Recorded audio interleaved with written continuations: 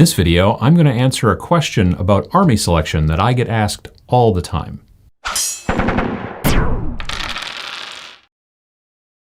People ask me a lot of questions.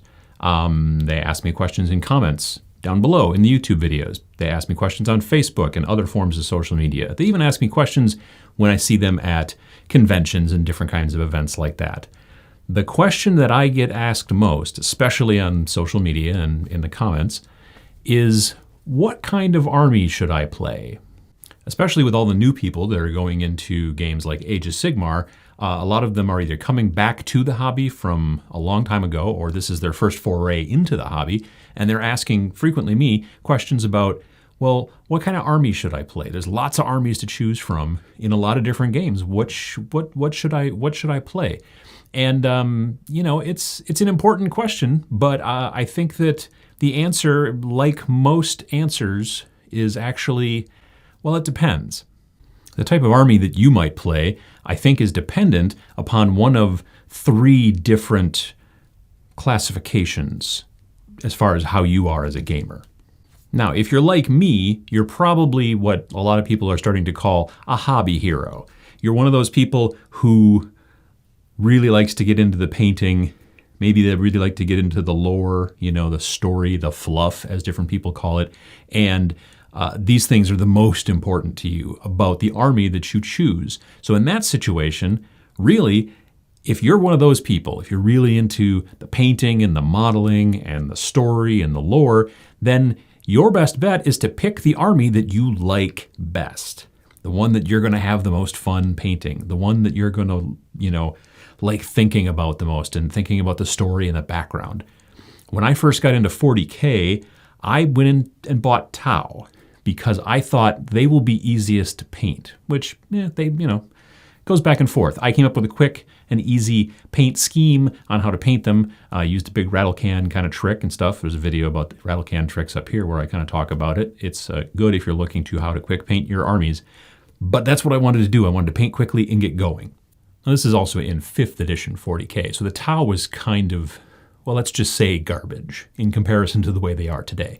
So I started thinking about a different army because I was sort of tired of losing all the time. And plus, frankly, as a hobby hero, they were boring. I could paint them quite quickly, but there was very little conversion that I could really come up with for the Tau.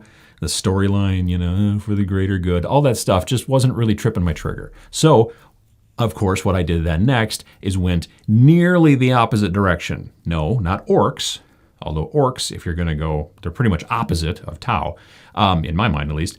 But instead I went Chaos Space Marines, which is also pretty much opposite of Tau. So in that situation, everything was covered in skulls and spikes at all times, and there were tons of different things to think about in the storyline and the different options that you could go with and the modeling and the painting and all that stuff.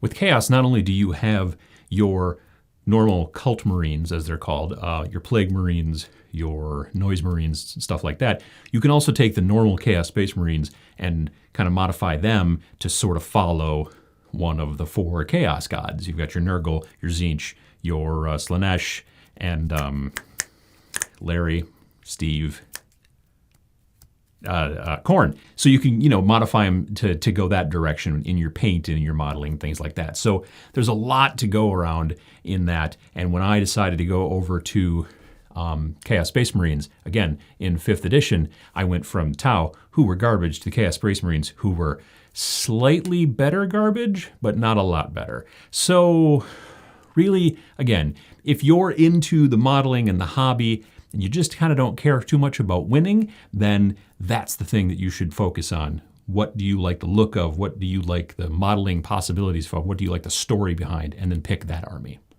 However, if you like to win, and some people really, really like to win, that's where our second possibility comes from. First, story, hobby, the look of it. That's one possibility for how you choose your army. A second way you can choose your army is, are they powerful? The power level. Right now in 40K, Eldar, Tau, they're the top tier. They're the ones that are winning the tournaments. They're the ones that everybody talks about, they're overpowered and the whole deal. And every different game, for the most part, has particular armies that win the tournaments and are just generally considered to be powerful. So if you're a person who wants to play competitively and you want to go out there and you want to have the possibility to win, then that's going to be really for you what's going to make you kind of choose which army over another army. Now, some people will also be like, well, I want to win, but I don't want to use a pay-to-win army. I don't want to use a point-and-click army. I want to win, but I want to do it with like a mid-tier army. So that could also maybe sort of steer what your choice is for what army you're going to pick for what game. Now, things like Age of Sigmar, games like that, it kind of doesn't matter because there's no points, so there's nothing to compare them to, and they all just sort of are kind of super powerful to some degree anyway. So for this kind of thing, in that situation, people have been asking me about Age of Sigmar. I've been pretty much telling them, well, it's pretty much paint what buy what you like because you think it looks cool. Or the next thing I'm going to talk about, which is style of play. So style of play, what do I mean by that? Well, in pretty much every type of game, there are usually armies that play one way, and then in that same game, there will be other armies that can play a very, very different way. Some armies are very good at shooting. Some armies are very good at hand-to-hand combat. Some are very mobile. Some turtle up and are big in defense.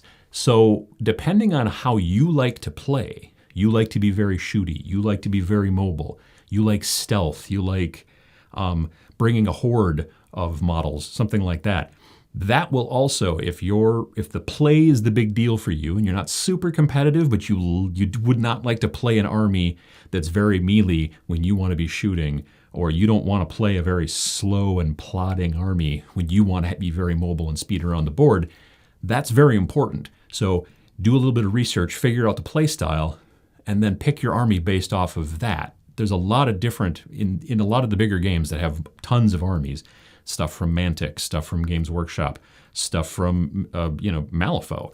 All those different crews play very differently, and there's a lot of different things going on.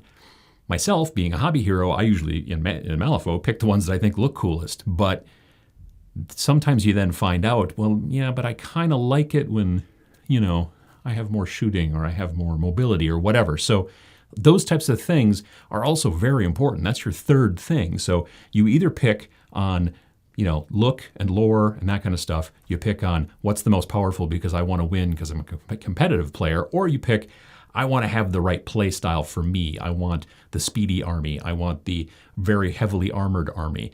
And then there's the fourth option, which is technically a mixture of those things. Maybe you really like this type of look and feel, but you also want to make sure that they're shooty. Or you really like to win, but you want to do it in hand-to-hand combat. So you can mix those things together. You can talk to your friends and ask them questions. Go to the shop, talk to people there. There's a lot of different things. You can do a lot of research online these days to find out more and more. Asking a person, I appreciate when people ask me questions, I really do, and I try to help. But I can't just be like, if someone says, hey, what army should I play? Just be like, oh, orcs, totally, just orc. I mean, I need to know things. People need to know, well, what kind of army do you like to play? Well, what kind of thing? There's a lot of different things. So think about those things when you're trying to plan out what army you're going to go with. Think about, well, is the look really important? Is the modeling really important? Is the painting really important? Is the power really important? Do I want to ice skate uphill and use like a maybe mid to low tier army, but still win tournaments? Do I want to play an army that's really shooty or really, fast or really armored or anything like that? You have all those things, plus you can mix them all together.